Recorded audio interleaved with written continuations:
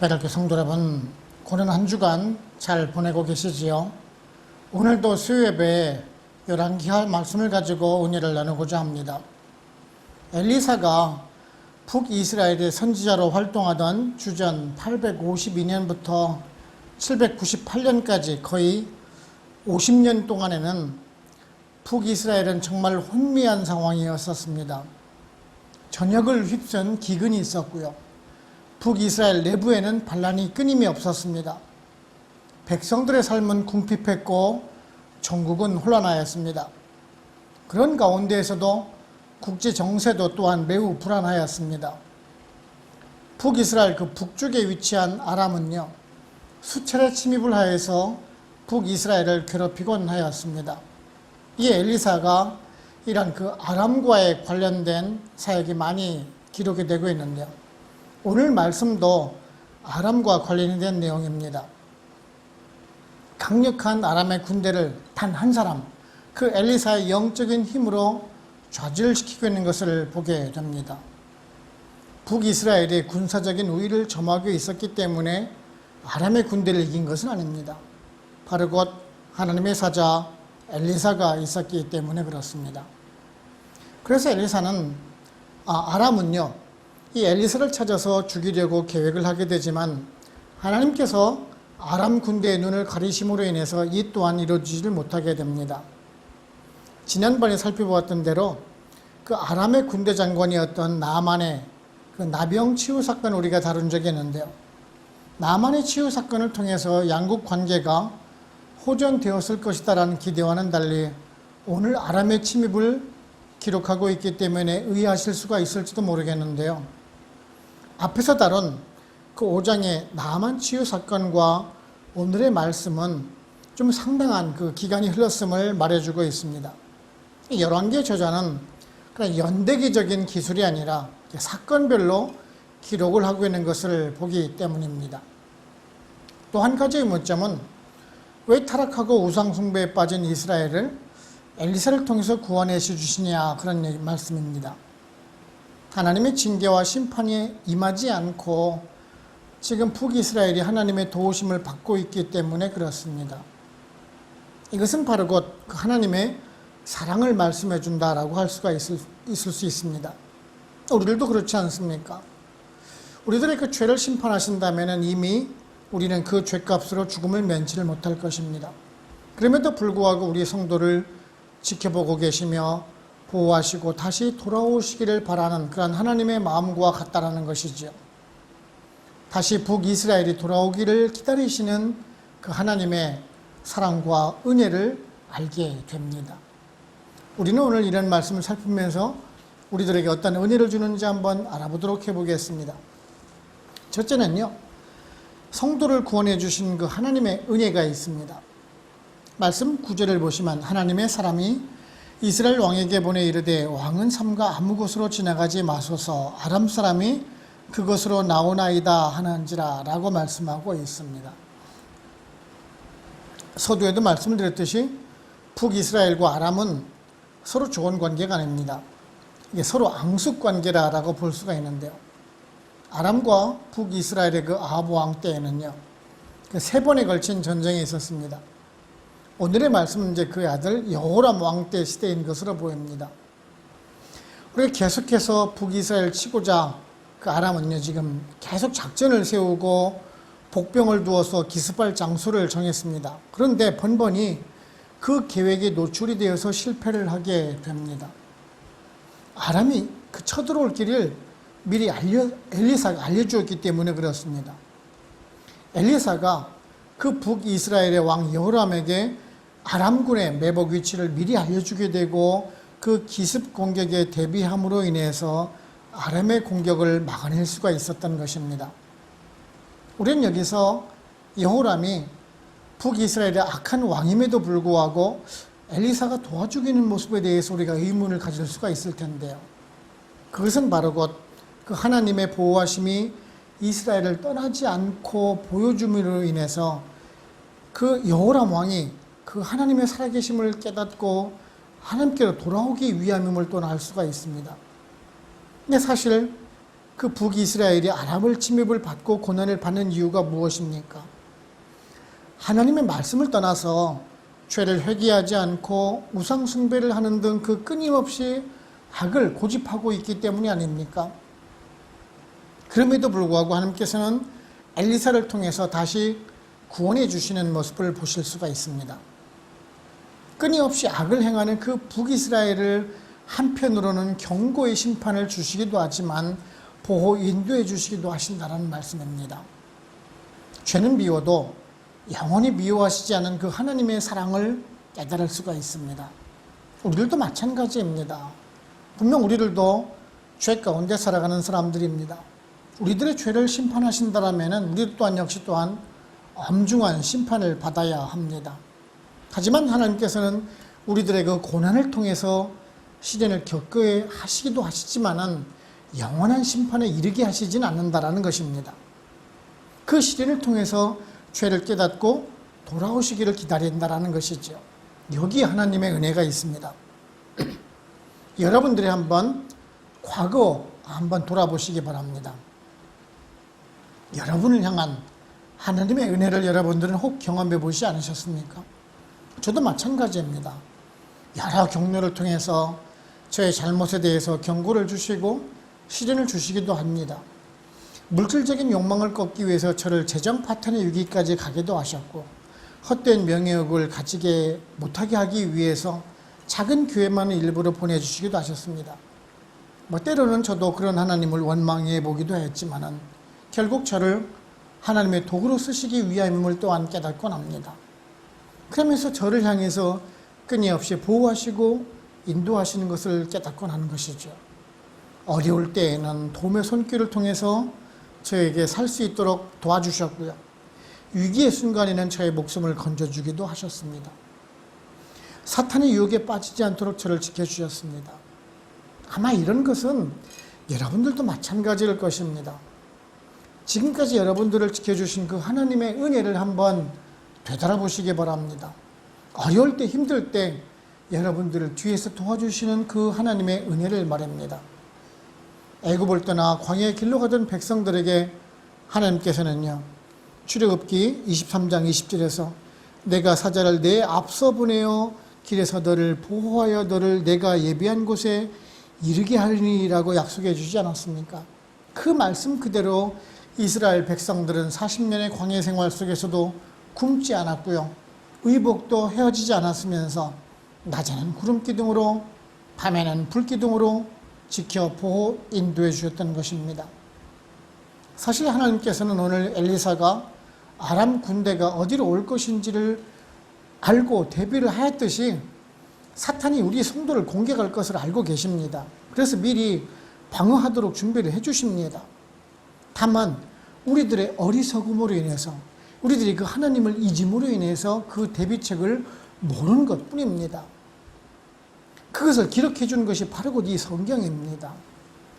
또한 기도를 통해서 주님과 교통함으로 우리들에게 알려주시기도 하는 것입니다. 그러기에 우리 성도님들은요, 늘 성경의 말씀을 통해서 묵상하시면서 기도로 주님과 교통하시고 또한 그것을 통해서 사탄의 어떤 유혹도 물리치시고 승리하시며 하나님의 보호 인도하심을 경험하실 수 있는 여러분들 되시기를 바랍니다. 두 번째는요, 우리는 믿음의 눈으로 하나님을 보아야 합니다. 말씀 15절을 보시게 되면은 하나님의 사람의 사환이 일찍이 일어나서 나가보니 군사와 말과 병거가 성읍을 에워쌌는지라. 그의 사환이 엘리사에게 말하되 내 주여 우리가 어찌하리까 하니라고 말씀을 하고 있습니다. 아람의 군대가 북이스라엘을 공격하려는 계획이 번번이 무산되었습니다. 엘리사가 알려준 결과였지요. 아람은 처음에는 자신들 그 내부에 그 첩자가 있어서 기밀이 노출되었을 것이다라고 생각을 했는데 결국 엘리사 때문이라는 것을 알게 됩니다. 그래서 엘리사를 잡기 위해서 도단성으로 이제 병사를 보내게 됩니다. 이 도단이라는 지역은요, 사마리아에서 북동쪽으로 약 19km 정도 떨어진 곳입니다. 아주 교통의 중심지입니다. 우리가 잘 알죠. 창세기 39장에 나오는 그 요셉이 형들에 의해서 이스마엘 대상들에게 팔려갔던 곳이 바로 곧 이곳이기도 합니다. 그만큼 무역상들의 통행이 좀 잦은 곳이기도 하죠. 아무튼 지금 엘리사를 잡기 위해서 많은 군사가 그 도단성을 에워싸게 됩니다. 그런데 새벽 무렵에 엘리사의 사원이 도단성을 에워싸고 있는 그 병사들을 목격을 한 것입니다. 그래서 절망감에 휩싸여서 엘리사에게 하소연하고 있는 것입니다. 엄청난 군사들에 의해서 죽을 수밖에 없다라고 판단을 했겠지요. 우리는 이런 것을 보면서 요즘의 현실과 비교하여서 생각을 해보곤 합니다. 사실 이곳 나야기라 사장이 그리 좋지를 못합니다. 환율과 물가는 정말 하루가 다르게 오르고 있고요. 치안 또한 그리 좋지 못합니다. 이런 상황이 계속된다면 사업하시는 분들은 철수를 해야 되겠다라는 생각을 가지시는 분들이 있을지도 모르겠습니다. 그래서 많은 분들이 걱정과 불안해하고 있는데요. 우리는 이런 것을 보면서 우리가 절망하고 있는 것은 단지 그 현실, 그 상황만 보는 것이 아니라는 것을 알게 됩니다. 많은 사람의 경우요, 당장 그 눈앞에 있는 현실 때문에 걱정하는 것은 아닙니다. 그런 현상을 보면서 스스로 겁을 먹거나 과대 예측하거나 부정적인 판단을 하기 때문에 우리가 스스로 더 절망하는 것 같습니다. 상황이 어떻게 진행될 것인지 냉철하게 판단하고 분석하기보다는요, 먼저 그 섣부른 생각으로 걱정을 먼저 하는 경우를 본다라는 것이죠. 그런데요, 정말 많은 사람들은 미래를 믿음으로 보지 못하는 경향이 있습니다. 하나님의 사람, 우리 성도님들은요, 모든 것이 하나님의 섭리 가운데 이루어짐을 믿는 사람들입니다. 즉, 하나님의 섭리대로 이끌어가는 세상이라는 것을 안다라는 것이죠. 성도는 그렇기 때문에 하나님의 선하신 계획을 믿는 사람들입니다. 하나님께서는 우리들에게 시련을 주시되 이기지 못할 시험을 주시지 않는다라고 말씀하셨습니다. 즉, 이길 수 있을 정도만 주신다라는 말씀이죠. 그러기에 좌절하지도 않고 실망해서도 안 되는 것입니다. 이것은요, 낙관론자적인 그런 생각과는 전혀 다릅니다. 낙관론자들은 단지 그 상황이 좋을 것이다라는 자기 확신의 마음을 갖는 것이죠. 그러다가 더 안 좋아지게 되면은 더 큰 실망을 가지곤 하는 사람들이 바로 곧 그런 사람들입니다. 하지만 성도는요, 하나님께서 진행해 나가시는 과정의 일이고 하나님께서 이끌어 가시는 그 과정을 알기 때문에 하나님께서 합력하여 선을 이룬다는 것을 믿는 사람이라는 것이죠. 즉, 믿음의 눈으로 보면은 우리들에게 유익을 주시려는 하나님의 섭리를 발견할 수가 있다는 말씀입니다. 사도 바울도 고린도후서 5장 7절에서 이렇게 말씀을 합니다. 이는 우리가 믿음으로 행하고 보는 것으로 행하지 아니함이로라 라고 말씀입니다. 그렇습니다. 엘리사의 사원은 지금 그냥 눈으로 보는 그 현실만 보고 절망을 하고 있는 것입니다. 아직 아람 군대가 공격해 오지도 않았고 엘리사가 어떻게 할 것인지 결정하지도 않은 상황입니다. 그저 그냥 혼자 미리 예견하고 절망하고 있는 것입니다. 사실 요즘 우리 베델교회도 그리 넉넉한 상황은 결코 아니죠. 이제 곧 재계약돼야 되고 성전 부지도 매각을 해야 합니다. 지금은 모두 다 아주 쉽게 해결할 수 있을 만한 그런 상황이 안 돼 보이죠. 좀 요연해 보이는 모습이기도 합니다.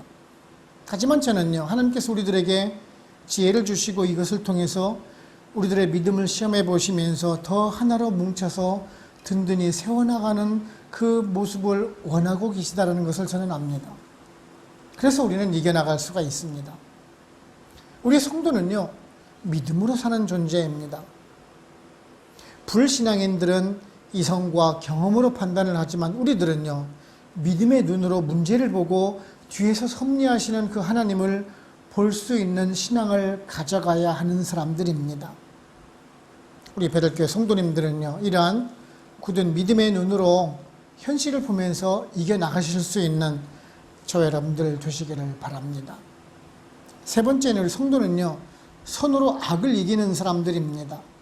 말씀 22절을 보시면 대답하되 치지 마소서 칼과 활로 사로잡은 자인들 어째 치리까 떡과 물을 그들 앞에 두어 먹고 마시게 하고 그들의 주인에게로 돌려보내소서 하는지라라고 말씀하고 있습니다. 아람의 군대가 도단성을 에워싸게 되자 엘리사는 그들의 눈을 가리게 됩니다. 그리고 이제 그들을 인도해서 사마리아 성까지 오게 하지요. 초자연적인 하나님의 능력으로 적진 한가운데로 지금 그들을 몰아가게 된 것입니다. 조금 전에도 말씀드렸듯이 도단성과 사마리아는 약 19km 정도 떨어진 곳입니다. 이것을 보면 마치 그 사리 분별을 못하는 악한 자들의 모습을 보는 것 같습니다. 자신들이 잘못도 모르고 행하다가 결국 파멸에 이르는 그러한 모습 말입니다. 아무튼 아람 군대가 지금 사마리아 성까지 들어오게 되자 여호람 왕은요, 이 아람 군대를 격퇴할 아주 절호의 기회라고 생각을 합니다. 그래서 21절을 보시면은 이스라엘 왕이 그들을 보고 엘리사에게 이르되 내 아버지여 내가 치리이까 하니라고 말씀을 하고 있습니다. 이 여호람보다는 나이가 많고 하나님의 사람인 엘리사를 내 아버지라고 부르는 것이 좀 특이하지요. 그 전까지만 해도 서로 소원한 관계를 가지고 있었음이 분명한데도 말입니다. 여호람은 엘리사에게 아람 군대를 죽이고자 2번씩이나 간청을 하죠. 내가 치리이까 라고 말합니다. 반드시 자신의 의견을 들어달라라는 요청입니다. 아람 군대를 물리칠 절호의 기회를 잡았는데 이를 활용하겠다라는 생각인 것입니다. 근데 엘리사는 이 아람 군사들에게 음식을 대접하고 돌려보내라라고 말을 하게 됩니다. 그들에게 자비를 베풀라라는 것이죠. 오늘 말씀 보게 되면은 칼과 활로 사로잡은 자인들 어찌 치리까라는 표현이 하고 있기 때문에 다소 우리가 의아해할 수가 있는데요. 이 말의 원뜻은 칼과 활로 그냥 사로잡은 병사를 할지라도 인도적으로 처리를 해야 하는 것이 마땅한데 어찌 하나님의 능력으로 잡은 사람들을 죽일 수가 있겠습니까? 라는 말이에요. 하나님의 사람, 그 엘리사의 깊은 해안과 신앙적인 자세를 우리가 확인할 수 있는 것 같습니다. 사실 그 엘리사가 그 아람의 군사들을 데리고 온 것은 그들을 죽이기 위해서 데리고 온 것이 아닙니다.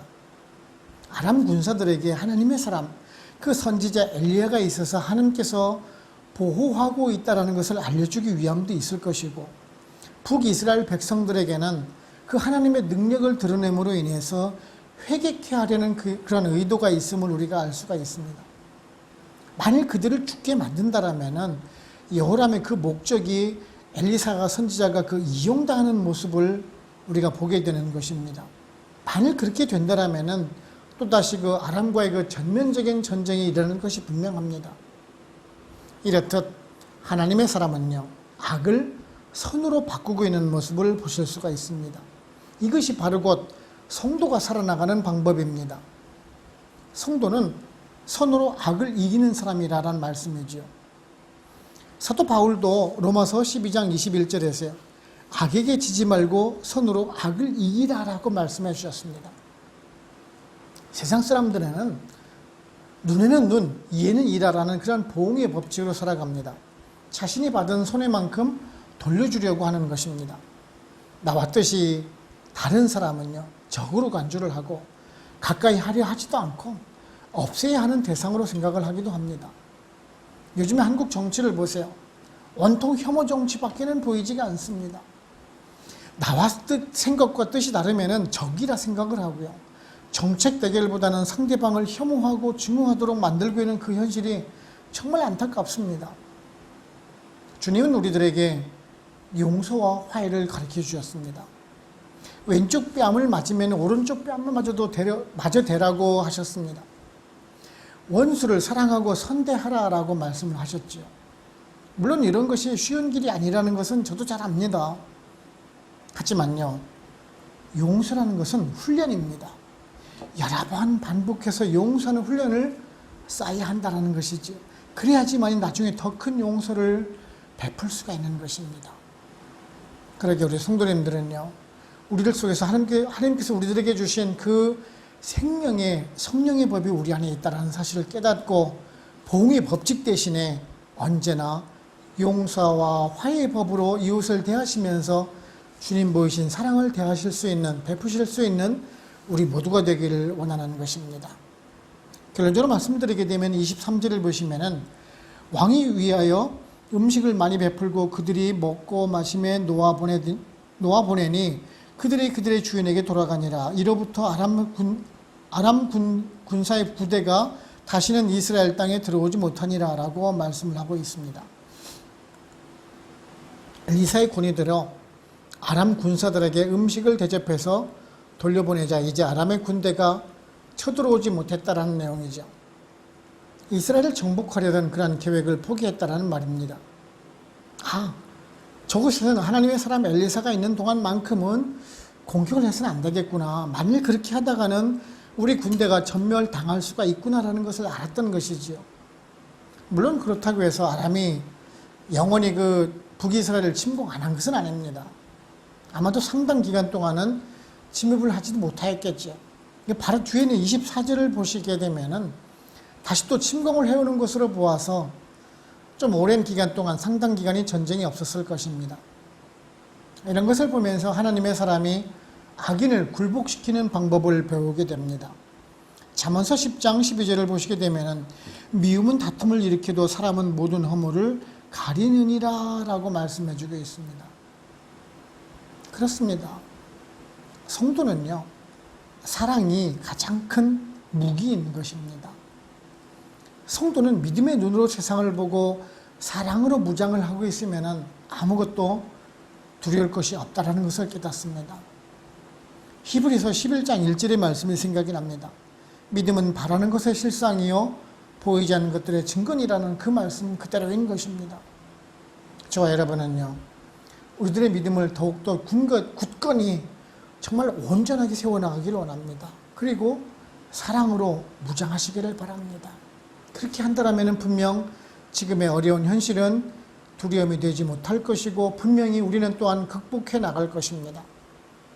세상 사람들이 육안으로 볼 수 없는 것을 우리 하나님의 사람들은 영안으로 보고 하나님께서 행하실 놀랍고 아름다운 은혜의 사건들을 목격하고 체험하시면서 살아가실 수 있는 저와 여러분들 되시기를 주님의 이름으로 축원을 합니다. 아멘. 기도하겠습니다. 하느님 아버지 감사합니다. 오늘도 말씀을 통해서 우리들에게 교훈해 주시니 진실로 감사를 드립니다.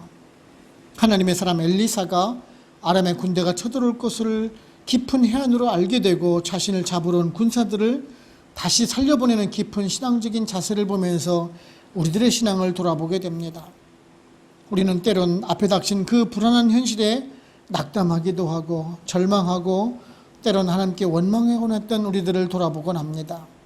모든 것이 하나님의 작정 가운데 하나님의 섭리대로 돌아가는 세상임에도 불구하고 그 신실하신 하나님을 믿지 못하고 세상적인 연약함을 가졌던 것을 또한 회개하게 됩니다.